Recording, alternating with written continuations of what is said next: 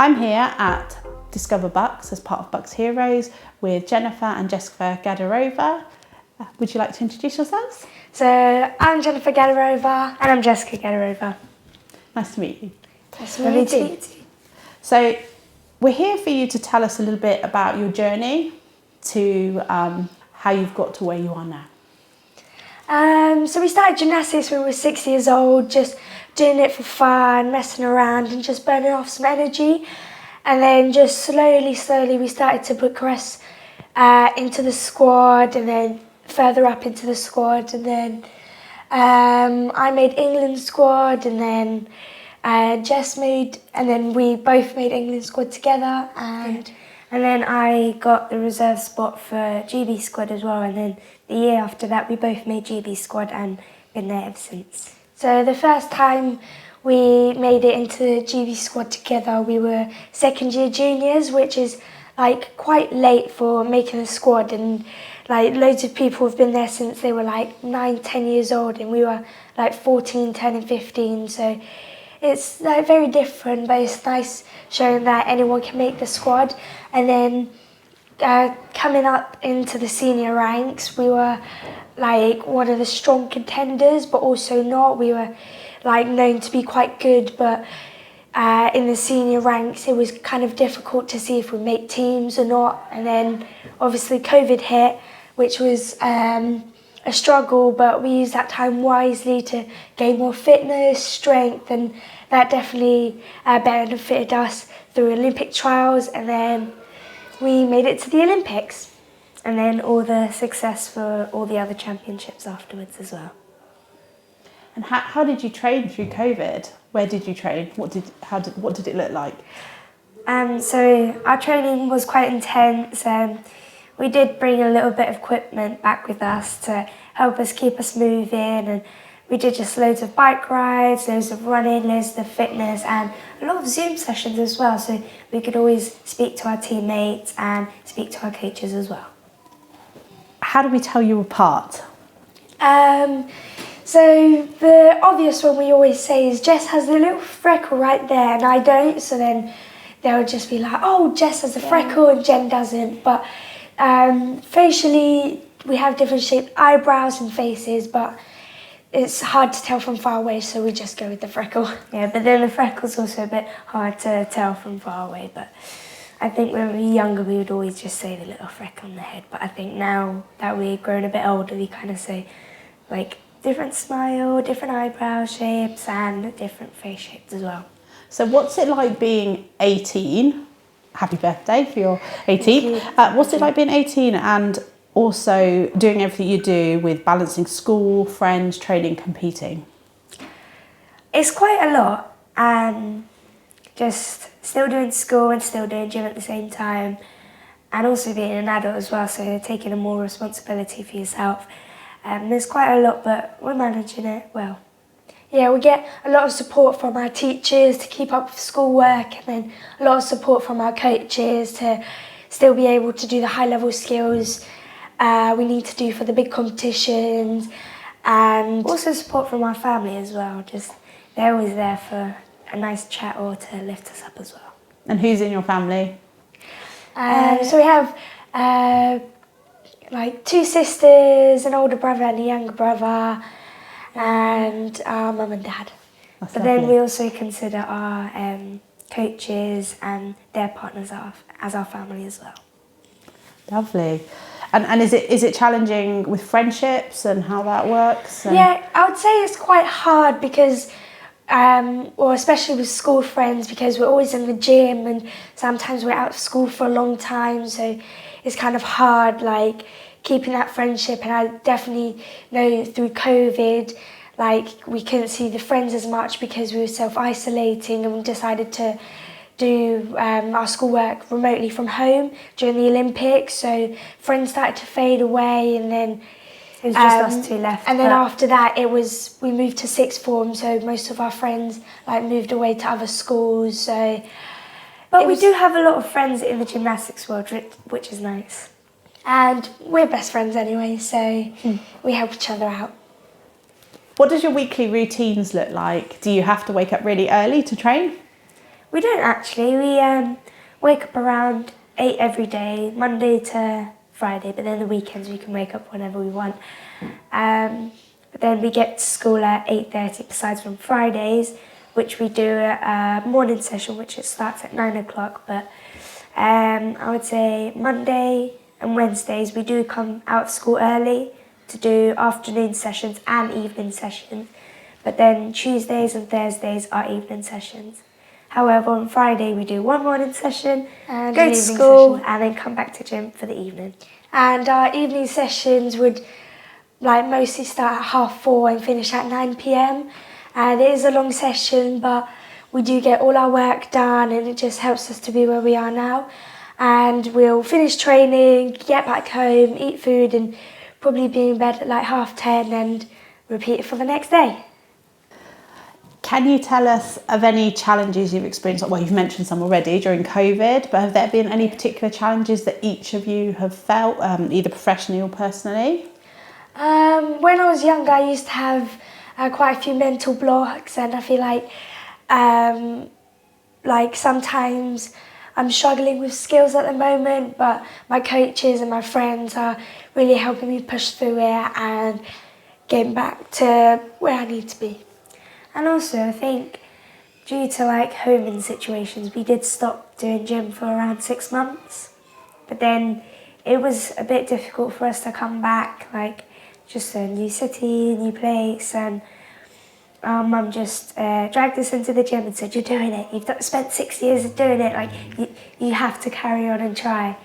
No matter what happens, if you want to do 2 months and say, no, I don't want to do gymnastics anymore," but I'm so grateful that we still managed to come back in the gym, because none of this success would have ever come. And I think also it came from our coaches, because they made us fall in love with gymnastics again and show us how much we enjoy the sport, and are just great at it. What's it like to have people looking at you, competing in competitions, winning the Olympics? We've talked about the Olympics a lot, becoming BBC Young Sportsperson of the Year. What's it like to have people looking at you doing those things? It's so crazy to see and hear, as we were little girls once and we looked up to so many people, and now to think that people are asking for our autographs or shouting our names, it's kind of surreal, and we have to take a step back to appreciate the journey that we've come and appreciate that everyone is supporting us around us and care for us, and it's just mind-blowing, and it's so great to hear.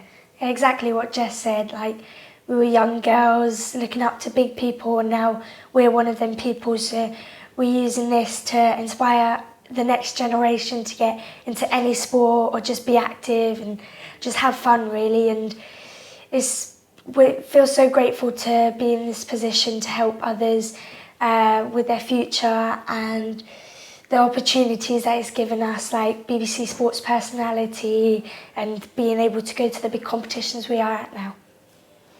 And who you mentioned people you look up to. Is there anybody by name you can mention? Well, as in gymnastics-wise, we kind of looked at Simone Biles due to her power, the amount of medals she won, and how she composes herself in competition. But I would say mainly we kind of just looked up at one another. We were always together, so we just kind of looked at each other and tried pushing each other. So my inspiration is Jen. Yeah, and I think just our coaches always being there to motivate us and push us on and just go that extra mile to help us where we are now.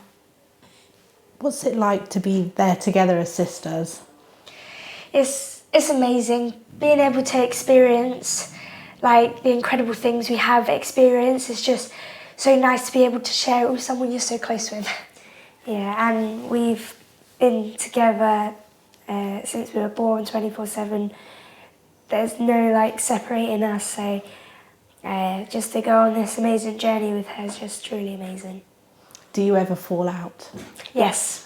And what do you usually fall out about? It's just silly things, and I think as we're getting a bit older, we do have a few more arguments in the gym, and coaches do get a bit frustrated, but I think that's normal sometimes. But we're trying to be better, trying not to argue as much, but it's hard when you with someone all the time, at home, at gym, at school. So, but even like at home as well, I think we're like growing up and want more of our personal space, and we're sharing a room at the moment, so it's kind of hard having that space for yourself, but I still love her to bits anyway, so we do argue, but we do make up anyway.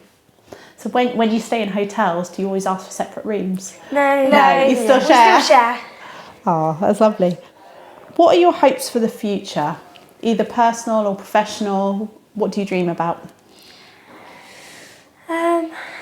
I just dream about having like a successful journey ahead of me, and if I can help other people along the way, and just seeing the future change in gymnastics and in Aylesbury as well. Like, so many things are coming along, and I just want to see a great and bright future ahead. I would say the same with Jess, and I think personally just growing bigger as a person, being stronger and fitter, and just being the best gymnast I can be. I believe you brought us something to see. Yes.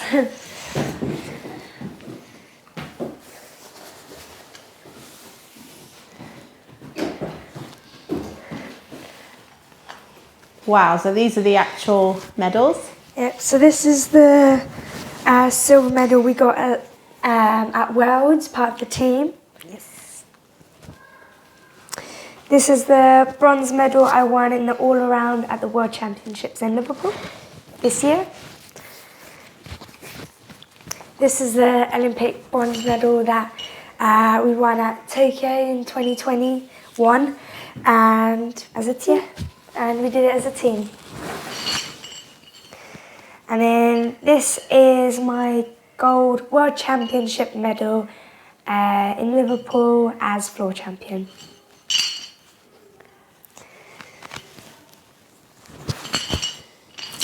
So that's quite a collection. Do you sometimes compete without each other? Yes. Yeah, sometimes we do.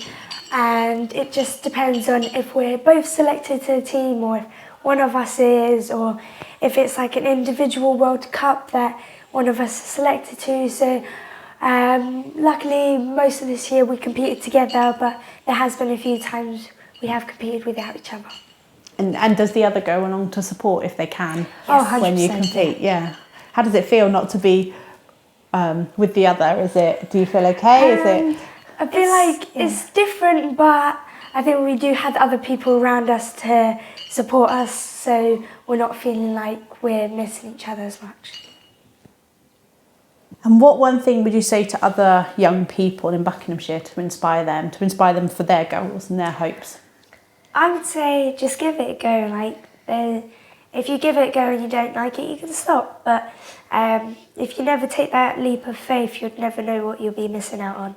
Yeah, I would say just try new things and have fun, and just try new things, keep going, and see what inspires you and makes you have a fun time. And also, just be you. Don't let anyone or anything change you. Just be you, and enjoy and embrace yourself.